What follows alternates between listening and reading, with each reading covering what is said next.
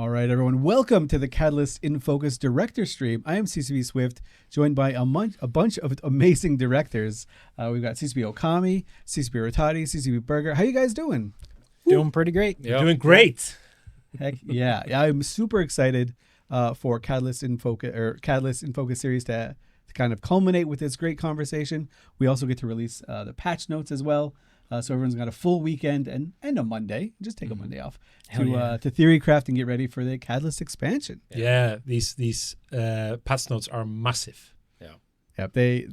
We always try to add a little bit of flair to the patch notes as well. Just a little bit of dev notes so you can kind of understand the reasoning behind things. And it ends up just getting longer and longer and longer. Are they bigger than our last major update ones? They're pretty close. Okay, they're pretty close. Those were pretty beefy. Yeah. But let's get into it. Catalyst. Sure. Why mining? I guess I'll start with you, CCP Okami. Sure, yeah. I mean, it's been a hell of a year for mining, hasn't it, guys? Like, we released Equinox. That had an impact on mining.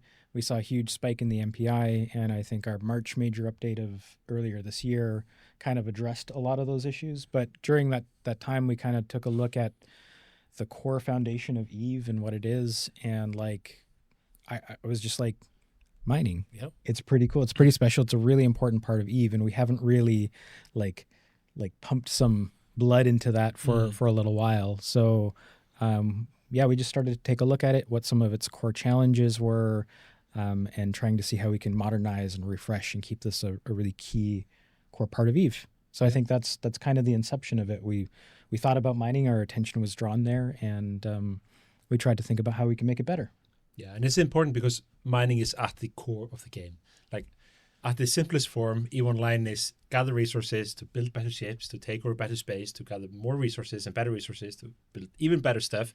So mining is there in this kind of, core trifecta of things. So it is a bit scary to touch it. I mean, it's a cornerstone. But we feel like, we're in a place right now where we could go in and start kind of tinkering and I don't know, pulling off some of the stupid and stopping some of the bleeding. Cobwebs, and there's some cobwebs that have been building up over the years. Yeah, I mean, this is, CCP Rattati, you were just saying this before, this is a system that really we haven't touched in quite some time. I think never. Yeah. I think the mining cycle is literally, and that's it took a lot of guts to start, like, could they be shorter? Could the mining cycles, like, how much breaks if we change that number, for example? Like, just like how hard-coded is it? Yeah. What's gonna, like, will, like, units no longer work? Will, like, hangars overflow? Will, like, just like stuff happen that we couldn't foresee? So it took a little bit of, like, coding to go into it. But I think fundamentally we were talking about new players, and we're saying, okay, is this, like, it's 20-year-old gameplay? Loads of games have, like, mining at the base, like all survival games, like all of it. Like, it's never, like, super fun, but at least it has some kind of core loop, something that's engaging. And I think we're like, okay, it's just not fun enough. We can probably do better. And I think that's where it started, to actually just, like, have a little bit more input, more feedback, and just, like, have some, like, pizzazz in someone, just, like, have a little flair maybe. Yeah, and I think it's important what you touch on, because what people don't often realize is that when EVE Online first came out, like, the min spec was a 56.6 kilobit modem. Yeah. Phones were like, chunky buttons and unbreakable, and it would last forever. Miss those days. 3230. Yeah, 3230, 5150. But, over these 20 years, like, there are so many new paradigms that have come into play, and, everything changed when the iPhone was introduced in 2007. Everything changed when, everyone got high-speed internet on their phones, and they could just, be online anywhere, everywhere, all at once. Yeah. And mining hasn't really, we haven't allowed mining to evolve with new paradigms in gaming and in resource gathering. So it's been a very exciting project to dive in and just kind of, learn from others. That's true. The mining cycle is probably just to control bandwidth. Don't send too many messages. On that end, like really, sometimes we just get to step back and ask the question, like, is this good? Yeah. And so when we looked at, like, mining cycles, for an example, like, they had a very long times, and I was like, I don't know if that's great. Like, that just doesn't feel good. It's not that interesting, especially for somebody newer getting into mining. You're not getting feedback very often. And we ask like, well, why is it like that? It was because when this was implemented 20 years ago, there were like severe limitations to what we could do and how often this kind of thing could happen. So that's what it was. And so it's an opportunity for us to just kind of like shake that up and be like, okay, let's make it better. What can we do today? And I love all the information that you get when you're warping into a belt now, right? So Yes. you're like, you see that little pulse come out of your ship, and you're like, oh, that's the good ore. That's the thing. And a lot of this is inspired, you were saying, Stevie Burger, from the information that players were already looking for on like third-party tools and just like spreadsheets that they'd create, like, oh, which is the best ISK per hour? What do I want to do here? So we just put it in the game. So you can just see it there. You don't need to necessarily reference stuff. There's still like a way to become an expert at it. Like the skills that you've picked up, the knowledge you've picked up are still very applicable, but now you can kind of just make more informed decisions when you're in the asteroid belt yourself. Yeah, I mean, this is something we've talked about at events, for a few years now. This idea of Eve should be easy to grasp and hard to master. So like, when you pick it up for the first time, it should be like, I kind of know what I should be doing, rather than, if you have to right click 7,000 times and, do some voodoo magic, key binding tricks to do stuff. Like, no one is going to do that. No one is going to learn that. Yeah. So it's not about dumbing the game down. It's about kind of making it more accessible for everyone. And I think, this is what happens when we throw, rather than kind of tinkering at things here and there, like when we throw the team on looking at mining in general, like you get awesome stuff like the new survey scanner. Yeah. It's amazing. And just like making sure it's on all the mining ships without having to fit in a module. Like the module will give you more information, but just like, you're a mining ship. You get this mining button. And you throw audio designer into the conversation, and of course you start to get kind of their view of the topic. And this happens when we rally the whole team and everyone kind of works together. You get these awesome, cool things and these happy surprises here and there. Yeah. It is fun when when I was on the test server for the mass test, I was just kind of warping to belts, just kind of trying to figure out which ore sounds like what everything looks like, how everything responds. Yeah. And I ended up just getting into an apocalypse and just mining with another player as well. We were just like, let's see what happens if we just mine with like old school mining lasers. And the cool thing now, because of the survey scanner, all of a sudden, like this opens up for our environment, or the peeps that are working on the dungeons, to add even more decorative asteroids into the sites, because you can clearly now see the difference between a mineable asteroid and a decorative asteroid. So they become way more dramatic, and you deepen the sci-fi feel and the ultimate sci-fi experience. I think it's just 2 points on this. I hate having to alt tab in the first hour, 2 hour. Like, it just doesn't make sense. We should put the information where like a new player needs it. So like if you require, if anyone is trying to help you play Eve, and someone says like, you should just like open up eveplanets.ui something and to get that or this or that, or just like it's on the wiki or whatever. Like, it's just like not fair. And we shouldn't do that. So the right information for you, like the guidance layer, like these asteroids, like that's amazing. But the other one they touch upon is the mining ship, like ability. Yeah. And it's something that I've been talking about for a long time, is to give ships a little bit more like unique flavor, kind of like a little bit of a heroic ability. Even if it's like per ship, it might be per type of ship, etc. This all started by a question like a few years ago, probably, like, what if every ship just had a salvager? Like, regardless, just so you can just salvage stuff, like, don't have to go home and then salvage. Just like, what if, like, if we just break the paradigm a little bit, that some ship, like, some things have a built-in thing, some have like a special thing. And I think I'm just super happy that we have this. Yeah, it's definitely, it opens up a brand new avenue for us to play with going forward. All right, so very intro, like for new players looking at mining, they'll be able to see a lot more, be able to contribute more. Yep. But on the other end of things, we also have the phase fields and prismaticite, like very kind of like end game. It's hard to say end game, but it's like it's definitely not entry level stuff. That's right. Yeah. So tell me a little bit about like what kind of went into the planning of the phase fields and kind of what the idea is around it. CCP Okami. Sure. Yeah. I think one thing you'll hear me talk about from now and forever for a while probably is dynamism. So I've been wanting to bring a little bit more of like, hey, we log in today and our plan is this, but oh my God, like, what's that? Like, what is that thing on our doorstep? And we have to disrupt our sort of plans to maybe go pick up on an opportunity we didn't expect. So surprise. So that's one of the sort of key elements behind it is like these high value sites that are a surprise effectively. Like they may disrupt your plans. They may make you change what you were going to do. So that was one piece of it.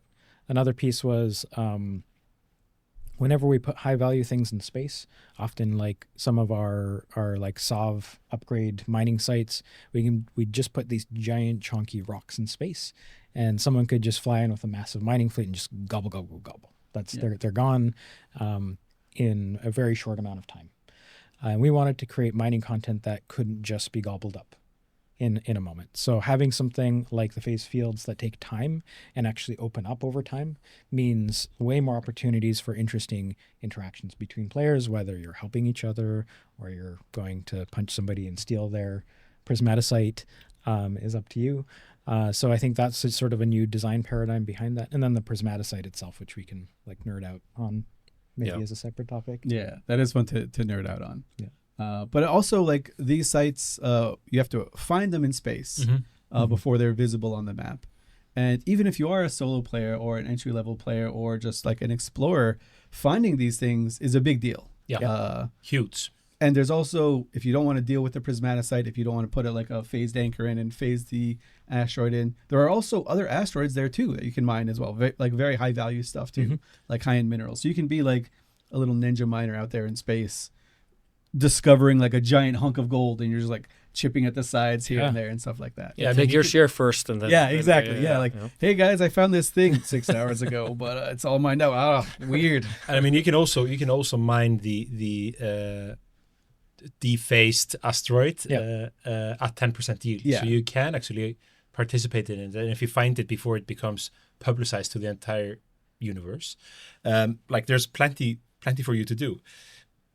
And I mean, mining has always been kind of a bit too predictable. Like the same belts show up in the same place every day. You can kind of just do it like clockwork. So this is also, I think, kind of pushing more on this dynamism that Okami is talking about, and creating urgency and creating excitement. So I'm very pumped, and we've been playtesting it, and it's a lot of fun, and it's viscerally super cool, and you feel like.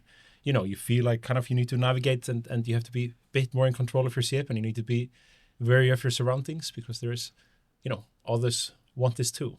Yeah, and you touched on something that I think is really important. This is an additive thing, right? Yeah. So there is the same mining that you're used to like right now. 100%. Like, you can even turn off the mining like scanner. If you're just like, I don't like it, I'm used to the thing I had before, you just like, doot, boop, it's off. And mining is just the same as it always has been. Yep. But there's just now more stuff that you can do. Yep. And you can still bring up the same like list of ore and everything as before. So Yep. that's all still there. Yeah. But sadly, you have to live with a faster mining cycle. You cannot slow that down. Yeah, you can't change that. Maybe we can give them like boosters or something like slow. Well, we could get some tie-dye mining maybe. Oh, Just tie-dye get some mining. huge fleets. Yeah. No, I'm just... Well, also, how much do you love oracles, Rattati? I do love them as aspirational mining ships. I just don't love it when it's kind of like piranhas. Like one piranha in the ecosystem is pretty good, but like if it's all piranhas, like it didn't work out. This whole like idea of like CCP doesn't want oracles, it just like that age kind of ruined the fun for a lot of us. But the idea of a mother lode going out on a mining expedition or something was always aspirational. There needs to be aspirational content for mining exploration. Like we have that for a fighter, like PvP. Yeah. But we're lacking this. But we also want it to be just like, okay, belt and suspenders. Let's just design this thing like properly. Yeah. Like let's put everything we want. Like we want the distribution rules. Kami can talk about that. Like it shouldn't be pre-authored. It should be listening to the universe. It has a brain on where it spawns actually. Learn from Sotios, fobs, and that stuff, which was basically kind of meant to be a similar thing. Kind of like erratically appearing really high-end stuff, but like we didn't control specifically where it was sometimes. So sometimes it was like pretty high value, low risk. We want it to be high value, high risk all the time. Yeah. So like there's a lot of lessons there, and also about like, okay, we all know that we want people to be on site to be able to drive conflict. It can't just be in and out, but it has also to be valuable enough for people to actually stick around. So like this has been kind of a long time in the making. Get oracles out, get capital mining, but like sensibly. Yeah. Yeah. And that's really a cool way to do it. And also, like, if you don't have a Rorqual, you can still throw a couple orcas there. If you don't even have orcas, you could throw a couple more porpoises there. Yep. So there is a nice kind of way Nice to do scaling. Yeah. Yep. But Rattati, you were talking about a little bit about like how these things spawn into the universe. And I think that's something that we can all get excited about a little bit, even if we're never going to go to a face field or never going to do any mining or never going to gank a Rorqual that's out there, which hopefully I will. But yeah, can you talk about that a little bit? Yeah, I think like just sort of planting the seeds of maybe more things we'll talk about in the future as well. We actually developed some new technology underlying all of this. So when we talked about our 20-year-old mining cycles and things like that, there's also a lot of like old distribution mechanisms under Eve. And so the way that content is placed in the universe is very sort of determined. Like, I know that this site is generally going to be here every day, and we're going to log on and go do this thing. And when there's downtime, I can show up and this will happen. And I think some amount of that is good, like your ability to plan and schedule things. But what we really lacked from a design perspective is a tool for us to both, like I said earlier, surprise people and delight people. But in order to do that, we have to know where people are. We have to know what's happening in the universe and know the context of the universe and the state itself. So if we, for example, these sites want to put them in places that are a bit riskier. We want to put really, really high value things in risky places. We needed to know that. And so under this, all of this technology is, or this feature is a technology that allows us to do that in really interesting and flexible ways. And it's going to be something that like continues to manifest in the future as well, that you'll see in probably for years to come. Yeah, that's so cool. Like giving designers a new tool on how to spawn things in the universe where it's not just like, well, every system's the same. If it's low sec, it can go over here and get stuck in this corner or just end up in your... I'm sure people have seen like loads of things stuck in a wormhole corner or something like that. And you're just like, what if we put those in better places? And this kind of lets us do that. Yes. That is super cool. There's a lot of input parameters that you can start guessing at. Like there's distance from NPC gate, like gates, NPC stations. Like there's a lot of like things that go into risk. Like what's the definition of risk? Is it like population? Is it near X and Y? But we kind of we don't want them to be like happen to be in a backyard system where like maybe no one finds it. But even if they find it, it's just like they just pick away. Easily. Like I never want that to happen. But we should also be careful because we don't want to spill too many beans, because part of the fun is also trying to figure out what is the rule set, what are the things in control. You'll never find out. Eve players will figure it out somehow, but we'll just like tweak it a little bit. We'll make sure to have a good supply of tinfoil at FanFest for everyone like theory crafting on exactly how this thing spawns. Like a tinfoil room. I would love that. Note to future self. Just get a bunch of tinfoil. But yeah, we talked about finding these things and just kind of like improving old things that haven't been touched in a while, which segues really great into the map. Yeah. The map is amazing. It's amazing. And it's been a long time coming. We introduced the latest new map in 2016, something like that. Something like that, 17. I still call the classic star map the old map, and the one that's from 2016 or 2015 the new map. Even though it's like 10 years old, like it's not new, but it's in my head. New map. Newer. We gave it some love in Legion, which was great, and really kind of paved the way of allowing us to fully deep dive into the 2D map. And I mean, Dotlan, huge shout out to Dotlan. They've been super helpful in this whole process. We've learned a lot from them. There's been a very active dialogue. And our goal is not to shut down Dotlan. No way. It's an awesome tool. It's an advanced tool. But like Rattati was saying earlier, like you can't expect a new player to alt tab out of the client. Like on minute 16. It's a very tall order. So how can we provide new players with the best in class tools that we've learned from the third party community, and actually integrating it in part, or maybe there are some new features in it and we can't really mimic everything that Hotline does, but yeah, it's a super cool feature, and it's coming your ways in a few days. Woo! Yep. Yeah. No, it's a blessing for like, just as a new player looking at it, it's just like, okay, sanity. Like, okay, I get it. Yeah. Like, because like just even looking at it, you're like, what are these big lines? Oh, there's a regional gate. Okay, what are these? Like, just like it's so hard to make sense of it in 3D. And like seeing the constellations in 2D, they're so pretty. Like my definition of success is the number of constellation tattoos people will get at FanFest. So look forward to seeing how. I'm excited for all the Pokwin players to just get the little Pokwin triangle that just like sits in the middle there. Yeah. And we're not done with it either. Like, No. just to put that out there, like this is a really core, critical pillar of Eve now. So whenever we design new big features and fancy things, like we're looking at how do we integrate this into the map? How do we make the map the main sort of information layer of like, what do I do today? What's going on? And how do I get there? Yeah, and I just want to also give a huge shout out on behalf of all the teams and all of us at CCP for the players that went out and interacted with it on the mass test. They gave us a great amount of feedback. Like we got to the map to a really good spot, opened it up, got some more feedback, and the team were able to onboard like basically everything that they could to just make the map that much more usable. Find where like the systems were just like a little bit out of order, but also just the information on there too. Yeah. And also like everyone who streamed and created content on YouTube or wherever, this is all super helpful. And the conversation in the comments, like it can be a little sassy sometimes, but usually you find gold nuggets in between here and there. And I have to say, like this time around, the conversation has been way more constructive. And when we have constructive conversation, like we read it and we pick it up. And I mean, Okami has a great story of a little feature, that came out of a... Yeah, compress or that came out of Discord. Like there was a thread, I think, back from the major update sort of timeline era of my posts. And I think every once a week, somebody would go in there and be like, can we please get this? And like, it was just so nice. Like people were just being so kind. Can we please have this, Okami? And it hit a point where it's just like, we had space in our development and I just asked the team, can we do this? And they said, sure. So it worked out, right? Like, I think give us the feedback.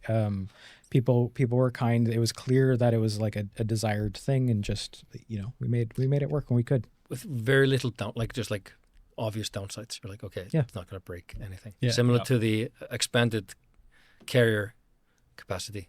Is like I was like that's one of those little things. Just like, sure, why not? Like, yeah, it just makes sense to do. Yeah, and yeah, it's really funny when we see go out to someone who maybe not is like a diehard Eve player, and we're like, yeah, we overhauled mining, just did a whole revamp on it, new UI, new everything, and then the players that are actively in the game, the thing that they're excited about the most is just like a shortcut to compress all the things. Is like between like somewhere in there in the escape window, and just like, oh, I can now hit like Control C to compress everything or whatever.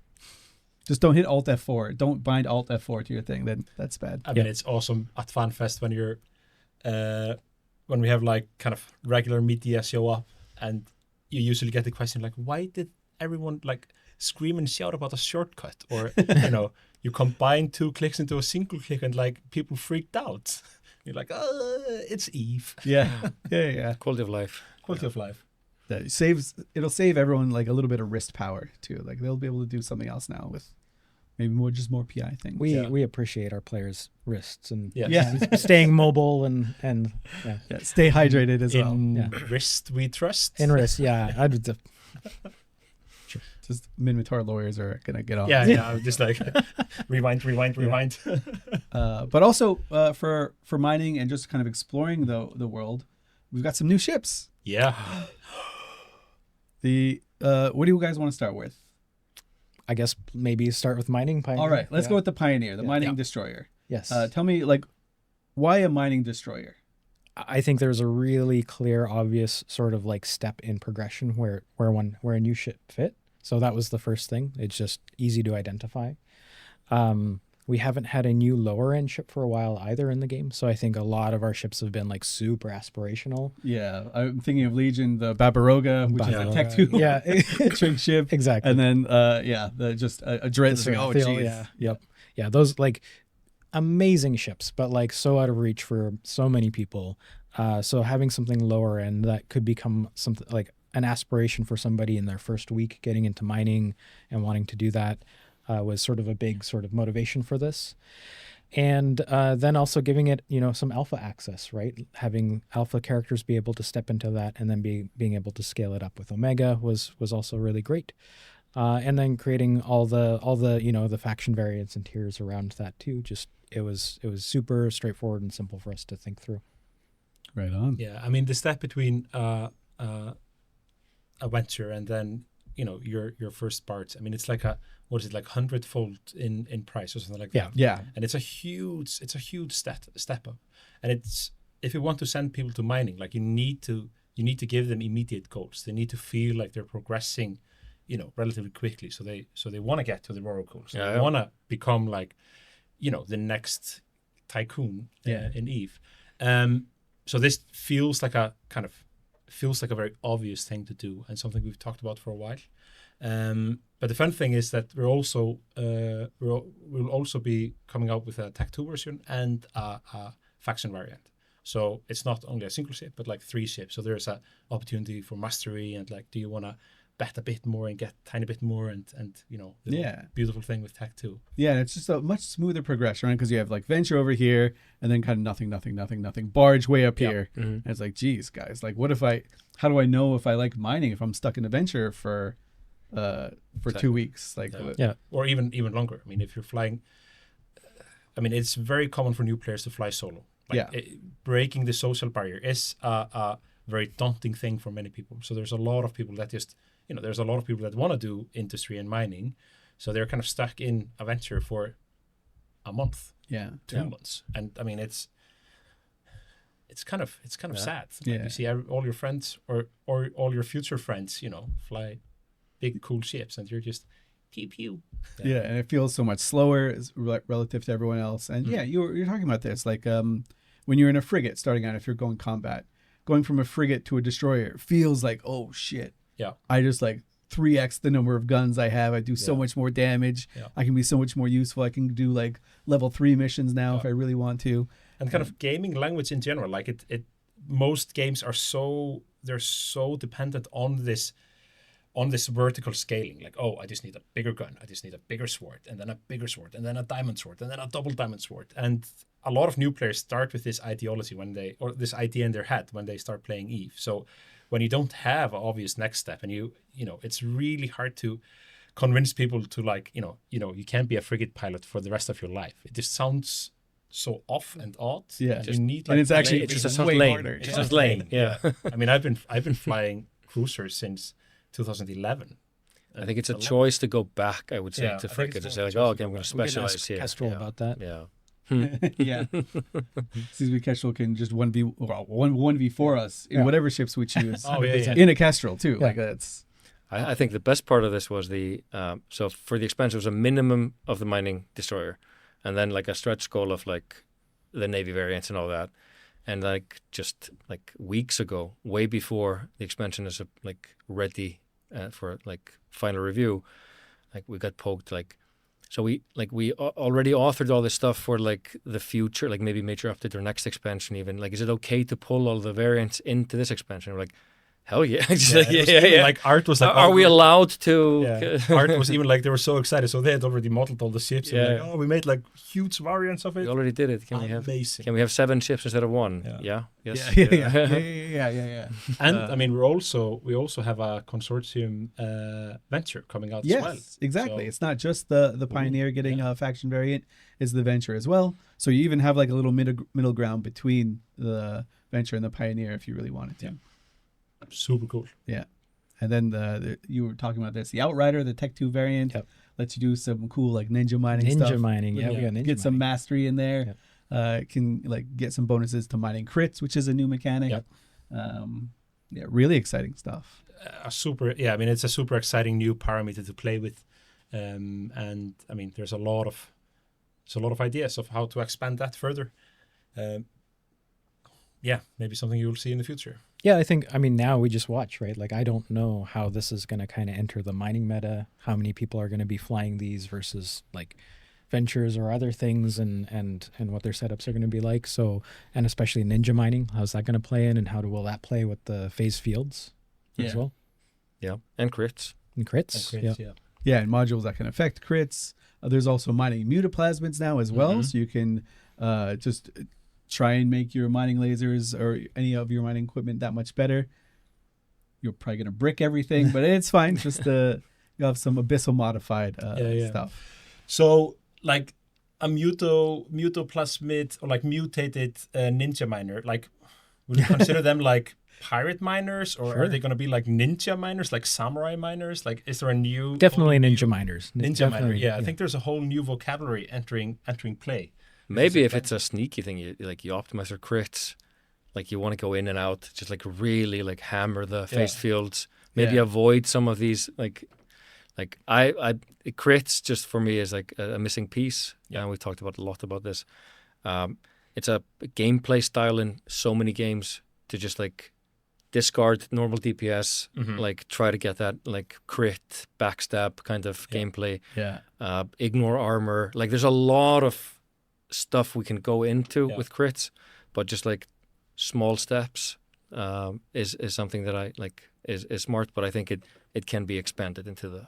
And I like that mining gets it first too. Yeah, like it's kind of like well, and the other thing, very safe. Related to the crits, like something I haven't seen a lot of chat around is like, I know that like going into this and thinking about mining holistically, like a lot of people are like, Okami residue, right? Like I know that's not always everybody's optimal like favorite feature, but it's something that we didn't really get to fully flesh out all the way. And so this is sort of another sort of side of that spectrum where residue is kind of removing ore from asteroids. This is creating bonus ore. And so now there's these two levers that we have to kind of tune and balance around in design to go like, hey, if you want to go fast and hard, maybe there's going to be more residue, or if you want to like optimize around crits and we're going to like keep itemizing around new ships and new modules and things with higher crit, then you can do that. And that's sort of like the game of like sort of playing between removing ore and sort of creating ore kind of. So like high crit excavators is probably like what you want. Like you're trying to Mutaplasmid mutaplasmid into a high crit excavator. So like trying to minimize that. But yeah, to be able to make space for that, we just didn't want to inflate the universe. So I know this was like a super contentious thing back in the day, but it was lacking this the second part of the design. It's like, okay, we remove it so we can win it back in some way, and then like overall it's increased. Yeah. But yeah, now we finally get to tie the loop on it, and then just like build on it and expand on it. Right on. And then of course we have another new ship that it seems like everyone's really excited for, the Odysseus. I think Rattati was like that was my ship, right? This came from because we're talking about aspirational things. Yes. So we have the Oracle, but we didn't have an aspirational exploration ship, and I'm not the only one. But we were talking about like, it'd be amazing to be like I'm a solo player generally, and I like just to be kitted for like self-repair, like a lot of just like. Staying out I'm for always longer, a dwarf in games. I just like plate armor and self-repair and like so this kind of self-sustainability thing, like going deep into like unexplored space alone and being able to do like more than just fly in and fly out. It's something that other people shared, and we talked about like just like what is it, like exploration capital was like the idea first. It sensibly went down to like a command ship. It is a huge ship, like compared to the Astro, which is kind of like the little sibling now. But just like now it looks awesome. It's an aspirational thing, but it also satisfied like you can go out. And yes, I've heard people, oh no, it's not optimal. You should probably have 5 alts and like special. Like yes, But the exploration fantasy of a person that's just like coming into the game, not thinking about multi-boxing, this is absolutely like holy shit, a step up from the Astro into this potentially. Maybe too big, but that's the idea. And the fun part was we were talking about this, and at FanFest, I'm approached by at least 2 or 3 people who pitched this exact same thing. Like, I live in wormholes, I never dock, I just nomad, I roam, and just like, and we're like, okay, this is a no-brainer. Like, there's something here. So those moments are always like the most fun, but also like makes me think about my poker face. I'm like, oh shit, am I giving something away? Do I know? Does he know that we're thinking about this? Oh God. But yeah, the Odysseus is such a neat concept. Going out in space for, as you were saying, just kind of like a long time. You don't have to go back home. When I first saw the ship, there is an Eve creator named Chlorocan who does a series called A Nomad's Tale, where he just goes out and is like a nomad in wormhole space, sneaks out, finds everything he needs. And I was like, this is the ship for that type of person. And having just watching him watch the info about the Odysseus and like it just clicking for me, like, yeah, that's it. I was like, oh man, that's so cool. we absolutely nailed it on this one. If he's excited for it, then yeah, that entire gameplay is going to be really excited. Yeah, I always play wormholes with no public bookmarks, and ideally I don't want to bookmark anything myself. I just like to go in, get lost, and hopefully make it back, in the next couple of weeks. So yeah, this ship is a dream come true. I love it. And it looks so cool. Let's be real. So it's like good. definitely Looks one of the so cooler good. ships now. Yeah. We were talking about it as well. Like, does this change like your tier list of favorite looking like visual ships in the game? Yeah, but also like it can go into like frigate holes, which is super interesting. Yeah. It changes its behavior like depending on the environment effects in the system that you're in. So there's also like geography matters a lot, and you might be flying through somewhere and like you hit a storm and you're like, oh shit, I'm gonna hang around here because I have a added bonus in this system that I don't have in the neighboring system. So there's a lot of dynamism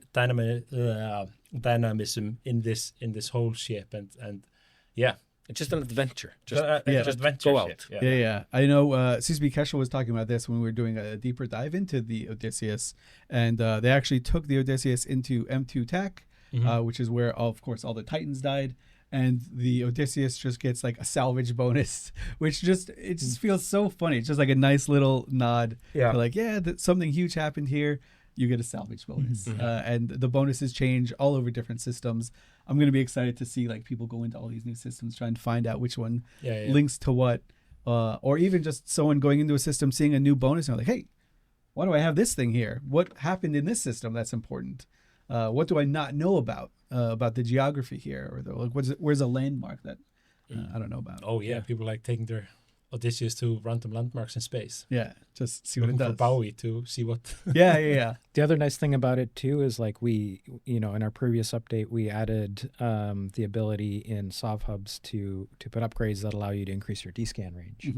And then now that's a new tool in our toolkit to play with. So we asked like, how can we bring this concept to ships? So these have expedition command bursts, things like that allow us to play with these sorts of concepts. Yeah, and the expedition command burst lasts much longer than normal command bursts, right? Because it's a covert ship. You don't want to be like out there vulnerable, pulsing your links all the time. So they'll last significantly longer. And having a D-scan range that goes beyond 14 AU, you're like 21 AU. Holy crap! I could see wormholers getting really excited, or people just patrolling their space, or finding an incoming threat before someone else knows about it. Yeah, I mean, it's gonna change how people do faction warfare. I mean, everyone is just pinging D-scan all the time anyway. So being able to see a bit further is a game changer. And for the people that won't do exploration, or maybe they're not nomads, they're in with a big group, the ship also has a ship maintenance array, which means that you can refit around it. So you could go out in a fleet, like a Black Ops fleet of Tech 3 cruisers or something, or like conduit bridging around, and just refit depending on what you need, without having to go to a station, without having to drop a depot or a bunch of depots. So you're gonna expect to see a lot of this ship in all sorts of scenarios. If you go hunting rifts or like phased fields, like this this is going to be huge. Z if you're ship, happy. yeah. Yeah. Isn't the SIG like it's hard to scan them down, right? Like, or like, what's the actual? I remember a conversation where like maybe only this can find the face fields like before everyone else can find them. Don't know if it made it in design, but No, I think most can find it. Yep. Yeah. I mean, there's also an art to scanning things down. So Yeah. there's definitely that barrier. But And the Odysseus also, like, it can give itself like the command burst to have stronger, basically stronger everything for exploration, Yeah. right? Yeah. And any friends around it. But the bursts apply to yourself too. If you've never had like a command ship or never been like a space bard, the bonuses help you as well. Yep. So you can just, even if you don't have friends, you can just still fire them off. it feels like a perfect ship to take new players on a roam. Yeah. like wormhole rolls. Let's go. What a let's ship! go wormhole. Yeah, what a Let's ship! do it. Yeah. Yeah, even if you're in a Heron, you can get some cool bonuses. But yeah, we're super excited for the Odysseus. But that's not the only thing that's coming in. We also are touching on something that the community have been really eager to talk about, which is carriers. I think we basically just started with Surgical Strike. I think I'll go back to then, like just trying to figure out capital meta. It's been a long, arduous journey, but I think we're finding, like, we found a nice kind of place around dreadnoughts. Like, we're kind of centered on dreads. Yeah. A couple of years ago, expanded them into like proper, like fleshed them out, Tech 2s and navies. And then basically they're the anchor point for the whole ecosystem is dreadnoughts. So now we're just like playing around, and we've done wargaming with CSM every time they're here. Yeah. We play out scenarios where, like, how can we get carriers out? Do we need more faxes? Do we need to do that? Does that work enough? Do they, like, who's their natural predator? Like, how do we play? So we play everything out based on dreadnoughts. And the logical step is, like we've talked about, they're too expensive for what they do at the moment. So either we blow up their power to make them worth the cost, or like kind of just like figure out the right price range for them. Yeah.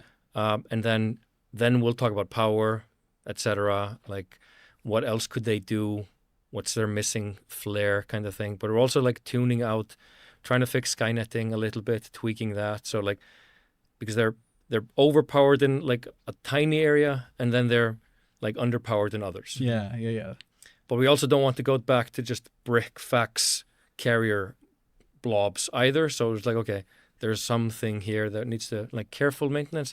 So just expect to see carrier rebalancing and updating like for a couple of, like, I would say like 6-12 months, because we're gonna just iterate on that, keep feeding like all the feedback into the right channels, into your CSM representatives of like where it should go. But we also like, we gave them another pipe, like more, like just a little bit more power, like a little bit. Yeah, reduce the price, add some more like utility, try and more volleys. Yeah. Right. Yeah, that was in our major update. Sorry. We also gave them a beautiful art pass. So Yes. they look kick ass. That was so hype, watching the little fighters go into the things as they're being loaded, and then just like vroom, vroom. Fly out. It's super cool. So it's kind of a complete kind of update in a way. And hopefully like they will find their niche again, because they are super cool, and they look kick ass. They play, when they were fun, they were really fun. Yeah. So how do we find their little special place in the roster? Yeah, the fantasy of a carrier is like super strong, and I know a lot of people have been asking about them for so long. They just sat in such a weird space where it was very challenging for us to find what their niche was. And so like giving them a bit more utility, a little bit of a buff, and adjusting their cost. I hope we land in the right space. And like Rattati said, we're not done. This is incremental, so let's see how these changes land, and let's see how the meta shifts around them, and what we're going to keep tending to carriers over time. And hopefully, like if we manage to land this properly, like we can start to look at expanding it horizontally. So it's not just this vertical, like I go from this ship to that class to that class to that class, but you can stay within carriers, and maybe you can progress a little bit, to right and left. We're still missing a pocket carrier. I always say this. a battleship carrier. So many options. So many options. But I do really like this infinite. approach of just like not trying to shock the system, because like the capital ecosystems feels really healthy. Like this summer, Yeah. every other day there was like a trillion ISK dread brawl because low sec pilots are maniacs and they like fighting over stuff. And we don't want to like tweak that. We don't want to make the carrier just like a better dread, like the damage guy. We don't want to make it something that already fits in that role. Don't want to shock that ecosystem. And Okami, you were talking about this too. It's like it's not only the large scale stuff. It should be able to be like create like escalation paths, similar to like dreads do, and faxes do for like smaller stuff, right? So it can be a little bit more durable. If you're in a smaller, medium sized gang, bring a carrier. It'll help you out. It'll be a force multiplier. Then someone might need to bring a dread to kill you, and then you could drop your whole armada. And that's where like the price matters and stuff too. And the other part of this really is like this is a huge mining update, and there's no doubt that the prices of things are going to change because of some of these adjustments as well. So we need to see like how all of these pieces kind of settle too. Yeah. But I think there's also like the tactical recloner. Like I think it makes sense for like the family of carriers, like the mothership idea that fits the like force multiplier thing. It kind of just respawn next to the carrier. Like a mini recloner, I think always was kind of an idea, just to like descale it, go down. But I also think I would love to see some of carrier ratting back out there, because I think crabs are just like not like there's an AI behavior NPCs that like sometimes they just like freak out and kill all the fighters. So no one really wants to crab with carriers. So I think we either make we could make a crab variant for carriers and just say like this is like you do this if you're a carrier, do this for other ships. So I think there's also like opportunity to get them out in space, just like doing that stuff, just making money. We talked about like when you're not in war, like can I still use my carrier for other stuff? And I think that's important too. Yeah, I really like that idea too. And like the carrier, at least for me, is like a very aspirational ship. It was my first capital. Like I didn't feel like I was going to be using a Moros, but I was like, oh, Thanatos, that's cool. I can do stuff with it.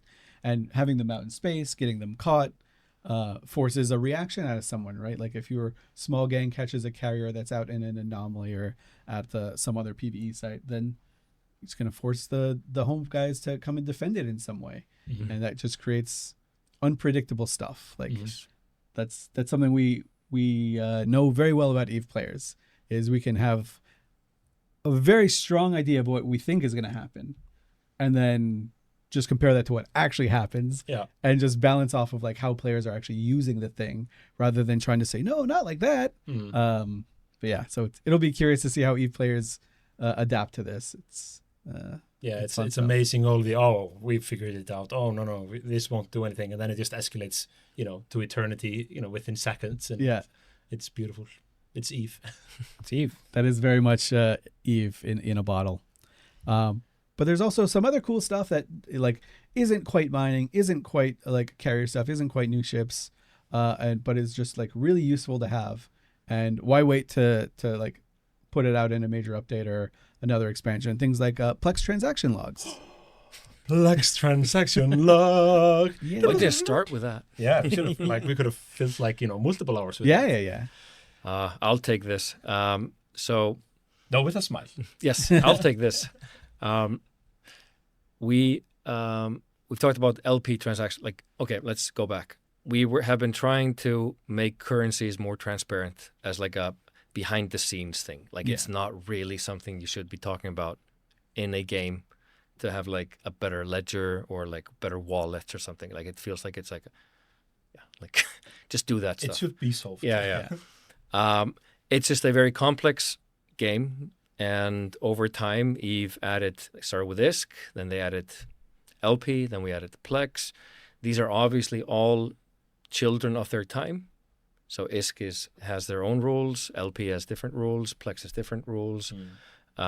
Avermarks as a sibling of LP is not quite LP, but like... Yeah, I mean, we had Aurum at some point, and then we removed Aurum, but we're still using some Aurum tech behind the scenes for stuff. And it's just so it is a mess, and we thought we were going to be like, okay, let's just like knock the LP stuff out of the park, and like that's why it's been dragging a bit, because we just underestimated how spiderwebby it was. So we decided to pick an easier, newer currency to fix as kind of the prototype. So Plex is easier. It's built in a modern way, more LP is a bastard in the middle. So we'll just figure that out, Plex, but LP is like sure to come. We'll have to figure that out. But ultimately, we're also trying to remove the middleman of the client in some of this case. So we really want to expose this information about your wallet and like some of your like holding, etc., into what I'd call like aspirationally just lifetime stats or something on the web page or something, just like Wowhead or whatever. You log in with your account, like you see like stuff that you have. Yeah. CS:GO has like, here's all your stats. Like we don't put this in a client, you put it here so you can play with it. Yeah, it's kind of an extended account management type thing. Yes. Yeah. Like we don't want to expose your Plex logs out on the ESI because there's sensitive information there, and like you don't want to show off like your Plex movement. Yeah, also just like potential for scamming or whatever. Like you just like, this is your wallet, you don't need to show it to anyone. Yeah. So like it's not going to be on the ESI, but we are supporting just like more account-based stats as well. Yep. So that's the idea. Like we're kicking that off, and we started with currency. So like it's just ISK, Plex, LP. We'll do it step by step, but like there's another aspect of this, which is money making ability is really important. As a kind of we don't have character level in Eve. We don't have like level 1, level 2, level 3. We kind of just have, like you said, like get richer, spend more on better ships, make more money. So like the only progression is your ability to make money. Like that's really so, and we don't show that anywhere. We show you a pie chart of how much money you have, but we don't show you like, hey, you actually increased your wealth generation of like power by learning how to do LP stuff, or like you unlocked something with like mission 3. You see like, oh, it's a huge jump in my revenue. Like my household revenue is like now much better. So I think it's just like it's really interesting to start exposing this stuff to a player. Just like your wealth is your power in Eve, and we don't show that anywhere. So another sort of part of this too, from a sort of design standpoint for me, is like Plex, for people who buy it or trade it or sell it, is like a really high value currency, and it's important to have sort of mechanisms like this in place that allow you to have some sort of like trust and sort of guardrails and know what you're doing. Yeah. So for me, it was a little bit about creating the ability to give you confidence, I think, in being like if you're selling or buying or contracting it or something, to know where it's going to or where it's coming from. And I'll be honest, like when we started looking at this, we're like, wait a minute, like it's nothing. Like there's just nothing. We just send it stuff into the ether. And my biggest pet peeve is like, and we're trying to fix it, is like that when you buy Plex, sometimes like it's on its way. Yeah, but like I want it in my wallet. Yeah, I pushed the button. I did not like, receive the bacon. Yeah, just like poor Chimichanga, like I don't know how often he's had to answer the question, but isn't this a solved thing? Come on, it's just like banks, probably like since 1400 or something, like or older. Like, but yeah, it's tech, and it's a lot of like performance. It's a lot about like just It's not as easy to like. We also have to make a bank. We're trying to make a game, and then we also have to make a bank. Like it's just like it is complicated sometimes. Yeah, and I mean, we also don't want to. It's a solid system, but you don't want to mess with the Plex ecosystem. That's a fragile system. Yeah, the ecosystem, and you don't want to mess with it. You don't want to break it. You don't want to feel like you don't want to create a feeling where people feel like they're losing their Plex or it disappears for a day or something like. So we have to be super careful. 100% trust. 100% trust. So going in, slaying some dragons, we have the Plex transaction logs. Yeah. Now it enables us to maybe look at stuff for other types of currencies like the LP stuff at some point in the future, where we're hopefully the not too distant future. Maybe there's like 50 dragons hiding behind one let's say dragon. 26. Probably pretty safe to say. 26 dragons. Yeah. Yeah, 26 dragons behind there. Pretty safe. Yeah. But yeah, we're towards the end of our chat. We were talking a lot about like just the theory of Catalyst, why we made the decisions that we went with, and kind of like some fun theory crafting about what players might do with this stuff. A lot of excitement to see what they'll actually do with stuff. Yep. We'll have the patch notes available as well for everyone to be able to check out like right now. Mm-hmm. So you can go over there. There are things that we didn't really get to talk about too much. Changes, like little quality of life changes to faction warfare. Like pirate FOBs no longer going to start hitting your meta noxes or your structures, also making them a little bit more worthwhile for groups to go and do. That is going to be great. I know Very a lot nice of of people, them. Very nice of them super to nice just of like, yeah. Yeah. I know a lot of Respectful. people have been getting a lot of Discord notifications that like, some angry NPC is shooting my Metanox. Why do they want my stuff? But yeah, so they'll stop doing that. Some quality of life changes that players have brought up in some Discord chats with you, in some threads through the CSM as well with faction warfare. Some of the NPC behavior is going to change a little bit to make you have to be a little bit more active out there. Blood Raider LP store changes as well. They just had their huge party.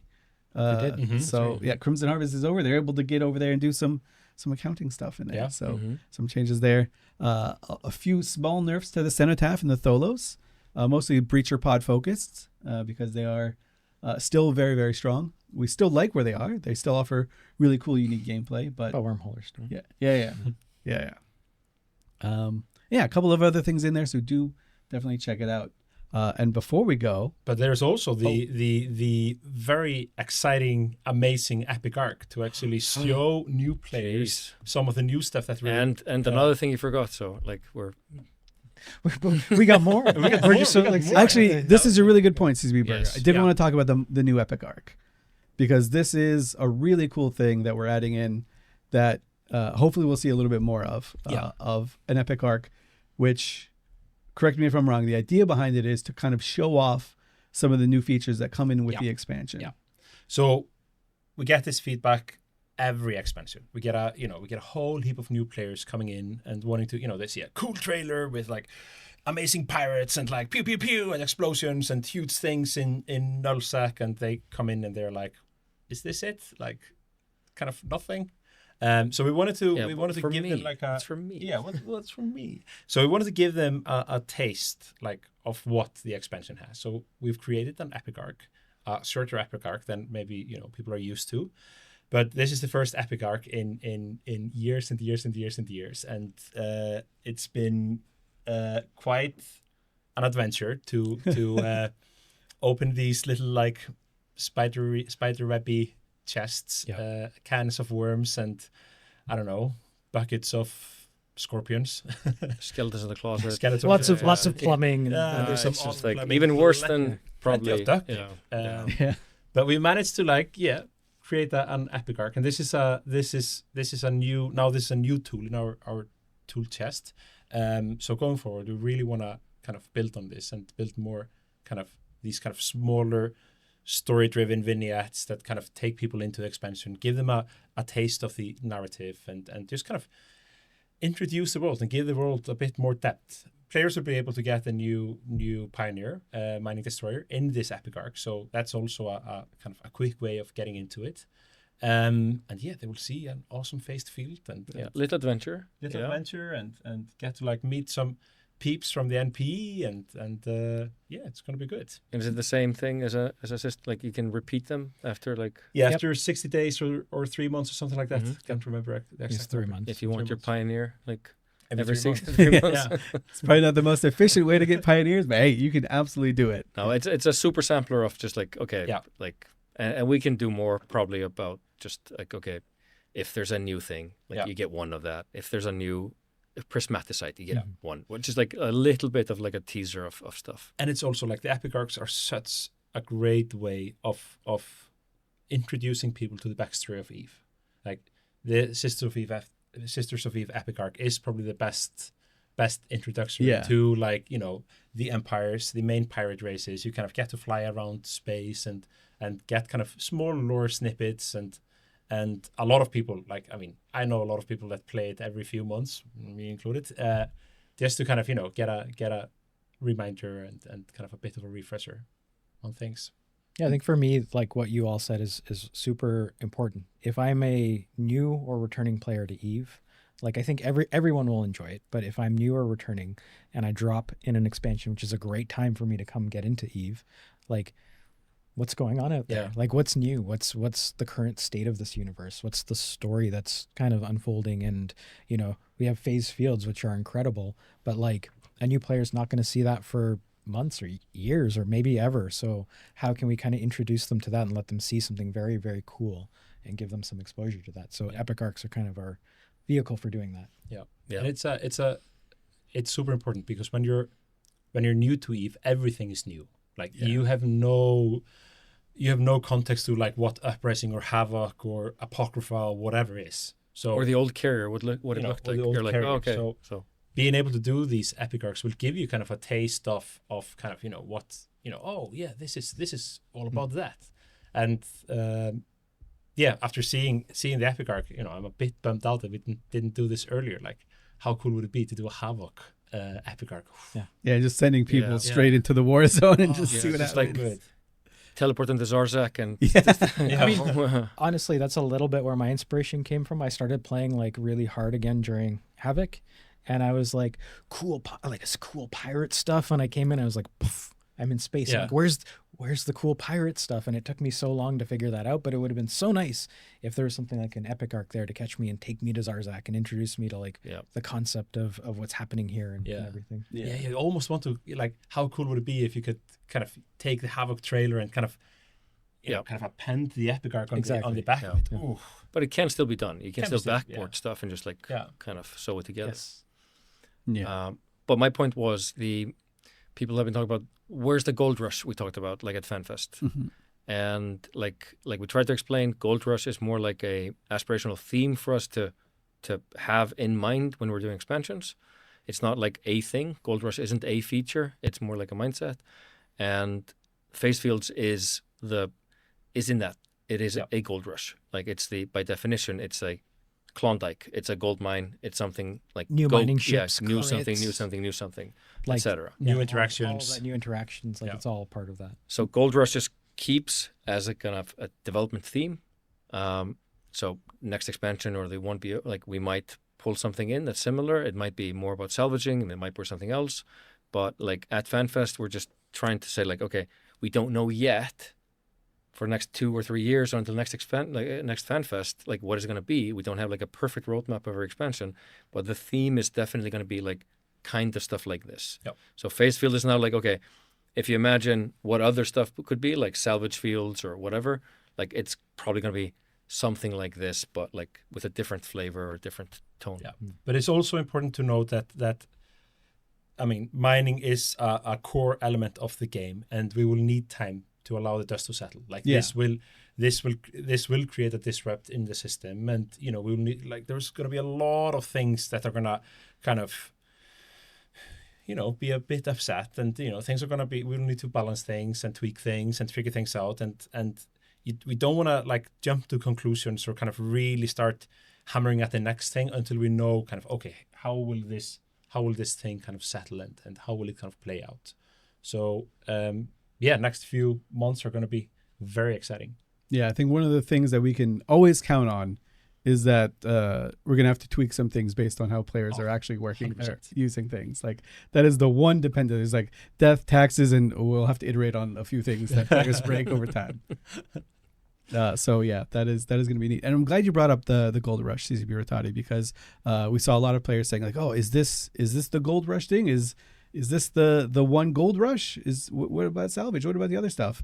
But no, it's like a theme, like a guiding light for the next set of like updates we want to do, is like putting things in space that are very high value that you can go contest, get some cool stuff on, maybe cause some conflict on, maybe fight with someone with.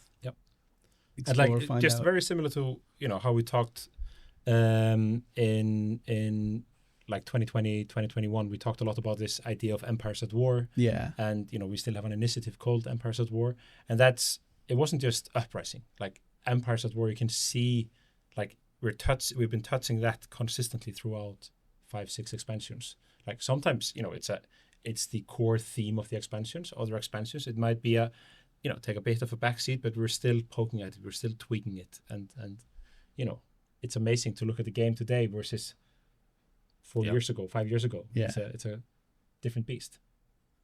Absolutely. All new engine, new Yeah. capital meta, pretty good place. I would say like I'm not like a really emotional kind of show my emotions too much, but like it's probably not been in a better place for like I don't know, a decade. Oh, like definitely. You feel as happy as you look there. Yeah. Yeah. Yes. it's my photo smile. Yes. Yeah. Your photos No, honestly, we're coming out of this expansion. We're like this is a great expansion where we didn't really have to deal with a lot of past and pain, and we're just like, okay, what can we do that's cool? Yeah. What's but out still there? attacking, And still doing the attacking holy cows good and- hard work. Yes, Yeah, I agree with you, CCP. Eve feels so vibrant, so fun. There are so many great stories being told, no matter where you are. Like you can be in high sec, telling great stories about like some war that just happened, or how you contributed in some way. Low sec has been just nuts Yep. Yeah. for the last for the last year, like 2025. Low sec has just been popping off, as the youth probably say. And yeah, null sec always crazy, specifically crazy right now. Super crazy. Super crazy. A lot of like It's not things been a going lot of on. sleep Yeah. in my household. Yeah, just watching, and it just feels like the players are really taking to the things, like the tools that we give them, and doing unimaginably awesome stuff with it. Mm-hmm. I'm really excited to see what they do Yeah. for the next thing. Definitely. Yep. But we have to get more people in. We have to help the new players, and there's a lot of I would say momentum and excitement and enthusiasm actually like killing holy cows. Okay, Yeah. let's just like let's be bold, let's be creative. Yep. And just do the things that need to get done now, the And- things we want to get done. I mean, there are super awesome features that we've been building, and we will continue to build up on them. I mean, we see adoption of freelance jobs going up, as they said in a song, and that's super exciting. There are still things there that we need to like tweak and fix and add to it, and we'll get to that very soon. And just maybe sooner than people might think. Yeah, actually, maybe in sooner. a I mean, couple weeks. let's drop the bomb. Yeah, let's Should we drop the bomb? Yeah. Let's drop the bomb. So, and then we can end the stream right here. So, Yeah. In an update coming maybe a couple weeks soon after the expansion, we're going to be adding ACLs to freelance jobs. And- So, like that effectively means alliance jobs and all of those fun things that people have been dreaming of. Yes. And I think Dark Shines can be happy also. Yeah, we see you, Dark Chance. Yeah. Yeah, this has been something ever since like core projects came out in the very, very beginning. People were like, "Oh, is there like an ACL? Can we do that?" Turns out we can. It just takes a little bit longer. Turns out ACLs are hard to add to everything. It's a massive system. You absolutely do not want to roll it out with a lot of other features, so it's good to roll it out in isolation. So if things go belly up, then we at least can isolate it. Yeah. As we talked about earlier, like, you fix a mining laser and side-scrolling breaks, and no one knows why, but it's EVE Online. It's it's built back in the days. Some of These things happen. But yeah, freelance ACLs going to be in the next couple weeks, not with Catalyst, but very, very soon. Yep. Yeah, that was good. Glad you guys were cool with just sharing that. You don't have to hold on to it. So I we was have like, a "Oh, producer that's going to be anxious. Yeah. Yes. We see you. Yeah. Right on. Before Christmas, hopefully, definitely, probably, maybe, she said. Yes. So Definitely, probably, maybe before Christmas. Yeah. Heck yeah. Yeah. And before we go, I did want to do one last thing, and we'll kind of go into the details a little bit more, but that is CSM 20. Yeah. CSM 19 have been incredibly instrumental in not only Catalyst, but also Legion. We like that the CSM generally has a pretty heavy impact on at least 2 expansions. So that's why we have the elections around this time of year. Mhm. This year, you guys voted hard. It was nuts to see the players. 49,870 votes. I don't have that written down. That's just seared into my memory. That's how many people voted for CSM That's 20. like the second highest in a long time. The isn't second it? highest since CSM 7, Yeah, which is was way which back was in the when? day. Yeah. Some say it was when someone was on the CSM. Yeah, someone said it was one of the coolest CSMs. Yeah.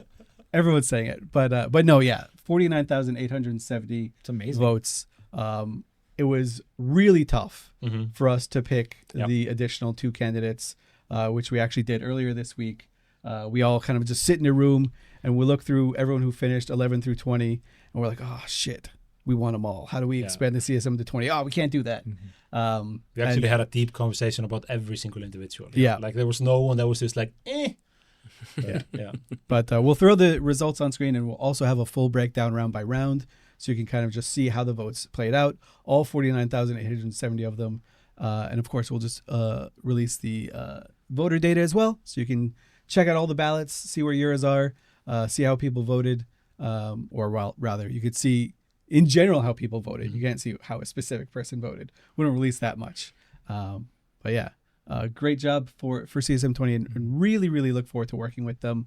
We'll drag them out here at some point in the next couple, in the next month or two, and just lock them in a room for a week, and you'll be able to see some of that for the next expansions. Definitely.